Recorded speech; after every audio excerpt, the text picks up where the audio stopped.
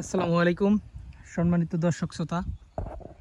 বর্তমানে আপনাদের সামনে যেই ঘাসটি দেখানো হচ্ছে দর্শক, এটি হলো নতুন জাতের একটি ঘাস। দর্শক, এটি হলো তাইওয়ান হাইব্রিড।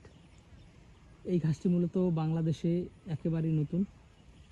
বিশেষ করে তাইওয়ান হাইব্রিড ঘাসটি গুয়াতিমালা হাইব্রিড ঘাসের পরে বাংলাদেশে আমদানি করা হয়েছিল এবং বর্তমানে এই ঘাসটি ব্যাপক ফলন হচ্ছে জমিতে।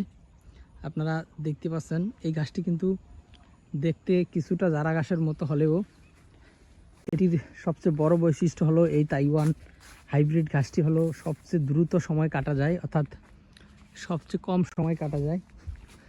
অর্থাৎ যেখানে যারা ওয়ান হাইব্রিড ঘাস 40 থেকে 45 দিনে কেটে খাওয়ানো যায়, সেখানে এই তাইওয়ান হাইব্রিড ঘাসটি আপনারা মাত্র 30 দিনে কেটে খাওয়াতে পারবেন এবং সেম একই ফলন কিন্তু হবে।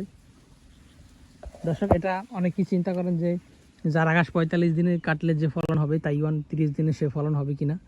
দর্শক শ্রোতা, তাইওয়ান হাইব্রিড গাছটি 30 দিনে, জারা ঘাস 45 দিনে কাটলে যে ফলন পাবেন তাইওয়ানে 30 দিনে কাটলে তার থেকে বেশি ফলন কিন্তু পাবেন। এর কারণ হলো এই ঘাসটি খুব দ্রুত বড় হয় এবং এটি কিন্তু প্রচুর পরিমাণে মোটা হয়। এই ঘাসগুলো দেখেন, আমরা যদিও কাটিংয়ের জন্য এগুলো রেখেছি, তবে এখানে যদি কাছ থেকে দেখাই তারপরেও কিন্তু যথেষ্ট পরিমাণে মোটা। দেখেন, এগুলো মূলত কাটিংয়ের জন্য এখন রেডি।